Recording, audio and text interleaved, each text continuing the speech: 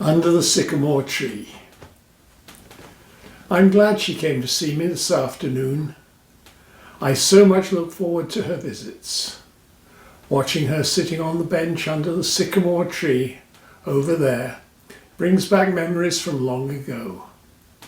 She looks so calm, so reflective, and also, and as always, so beautiful.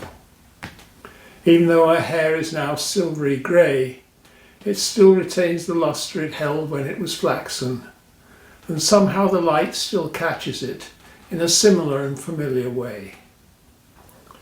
The passing years seem simply to drop away, and we are both once again in our 20s. Memories are memories.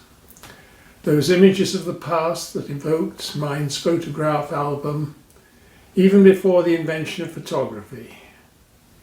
There are those today who speak of false memories, events that never happened, or of the alteration of our past imaginations in the manner of a mental Photoshop or Instagram.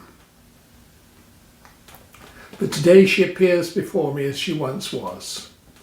I see the radiant young woman in a floral summer dress and a wide-brimmed straw hat to protect her fair skin from the sun.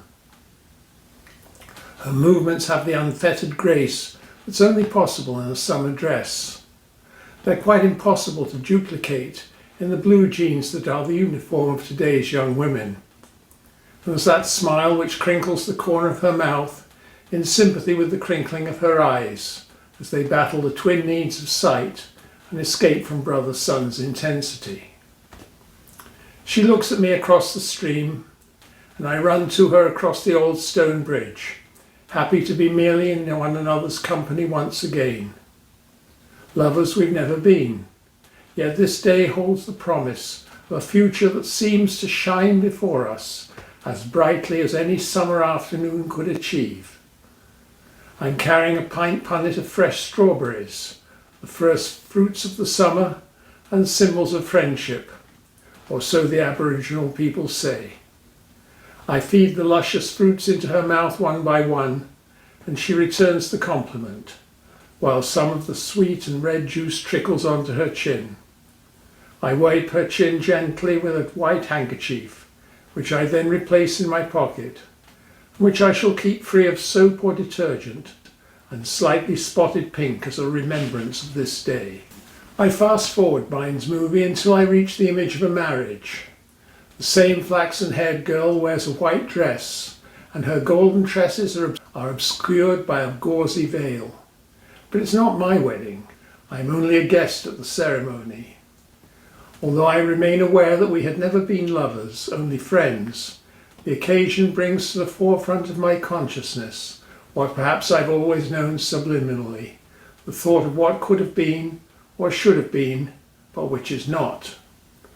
And as I watch her make those promises, for better, for worse, for richer, for poorer, in sickness and in health, forsaking all other till death us do part, a small piece of myself comes suddenly to life, flares momentarily, and then dies down again, as a match flares when struck, but whose life has a briefly finite inevitability. Another moment in time and another scene. This time it's a christening, and a tiny pink infant is wearing an heirloom white gown. I hear myself promise that I will endeavour to assist this child as he grows into the Christian faith, and then the golden-haired young woman passes the baby to me to hold. What a privilege this is! I hold the tiny fragile person close, and he smells sweetly milky as I bend my head to kiss his forehead. My heart is full, and I realise that I am still in the ambit of the golden-haired woman. I make a prayer, that I may remain associated with her and her child. It comes from the heart, but she must never know of my feelings for her. They must remain a treasure that I keep carefully locked away. Now life's movie spins forward for much longer, and this time the mood is sombre. The golden tresses are now streaked with grey, and the laughing eyes are red and tearful. Death's bright angel hovers close at hand. Her husband is dying, and I've been called as her friend to offer comfort and support. We sit mostly in silence, for there is nothing of value that can be said. Her son, my godson, calls, "Mother, I think you should come upstairs quickly." She touches my hand oh so briefly and asks me to stay until she returns. I remain seated at the kitchen table where we've been drinking tea and wonder whether this time it is the end for him. The cancer has reduced him to a near skeleton, and his friends and acquaintances marvel at his body's will to live, its refusal to quit this life. A very short finger on the fast-forward button of life's movie, and I'm offering my condolences for the 1000th time, only this time to the black-gowned widow. I myself am wearing my dark suit.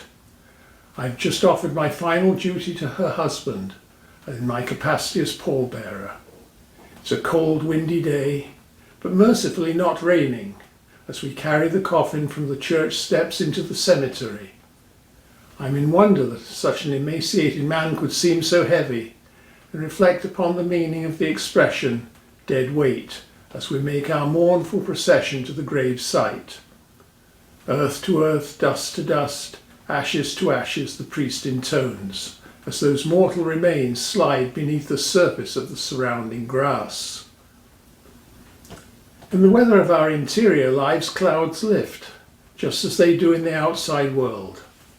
The next vignette is set at a different table, where there is a single rose in a small vase sitting on a white linen tablecloth. A somewhat obsequious waiter offers the dessert menu to the grey-haired woman, who has retained her beauty despite the parting of the years.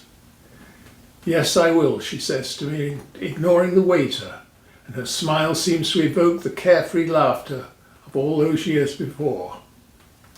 "You've always been my very dearest friend. I don't know how I could have survived these last months and years without you." Magically, in the dreaming of the mind's eye, this scene merges with another marriage, and this time I'm a direct participant. The grey-haired beautiful woman is dressed this time in an elegant grey suit of jacket and matching skirt, and I in a dark grey two-piece acquired for the occasion. The same vows are repeated, but this time I join in, and when the priest says, "You may kiss the bride," I do so with infinite tenderness. It was all by now a long time ago. I'm so glad that she came to sit on the bench under the sycamore tree this afternoon. I miss her.